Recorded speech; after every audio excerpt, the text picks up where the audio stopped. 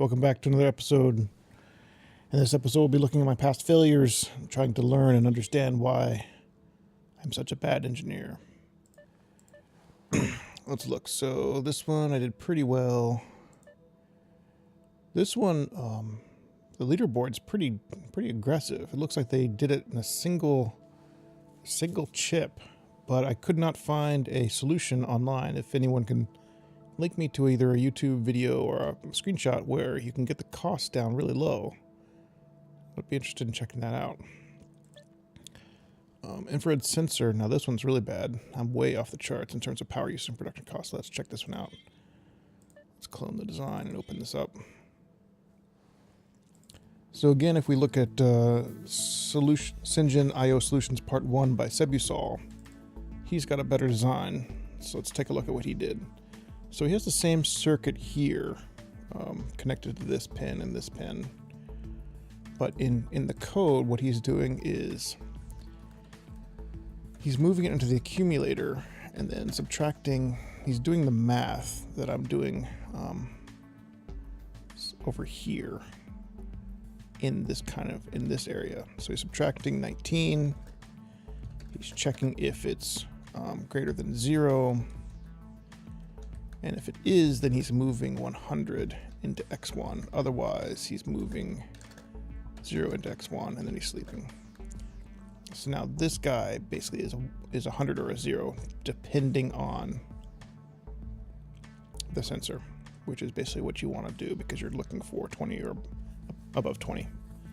So instead of letting that computation go down the line, he's doing it right here because this guy wasn't doing anything before anyways. So and in terms of this guy, it's the same pin layout, basically. But instead of a big chip like this, he's actually using a small MX4000 like this. And he's connecting that to P0 and then just jumping it. So in his code, he's got to move. So he's reading that 100 or a 0 into ACC. Then he's testing if P0 is 1. And we'll get to what that means. That's basically the on-off timer from up here. If it is 1, he'll move ACC into P1. He'll move that 100 or 0 into P1, so it's pre-calculated up here. Otherwise, he'll move 0 into P1, and then he'll sleep 1. So basically fundamentally the calculation goes down into this one now.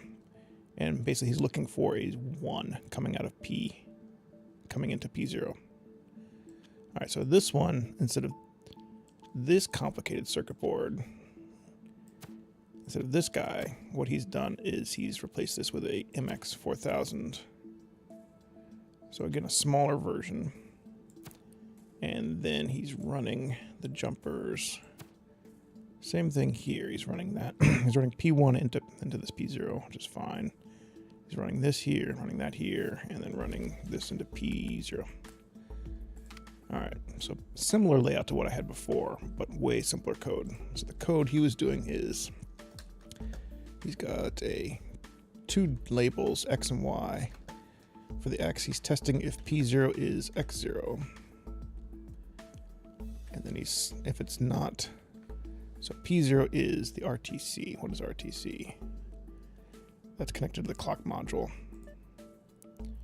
And so if it's X0, so if it's the on time, so if our clock time is the on time, if it's not, then he's sleeping 1 and he's jumping to X. And then he's moving 1 into P1 regardless of what happens.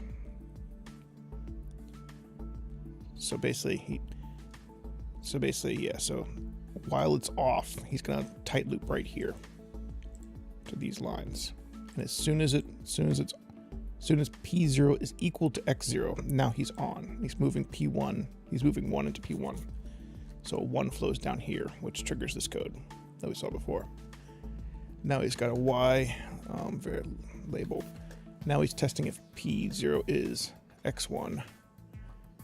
And now he's similar code. And if it's not, then he's sleeping and then jumping to Y. So now he's tight looping here. And then he's moving 0 into P1. So a very nice, simple, clean design to jump between these two states. Let's give this a shot. Nice. So again, congrats to Sebusol for figuring this one out and coming up with a much better design than I did. Still not as optimal as the leaderboard, so if anyone has a screenshot of how you get this even tighter, feel free to link it, and I'll explain that solution instead. See you next time on SHENZHEN.io.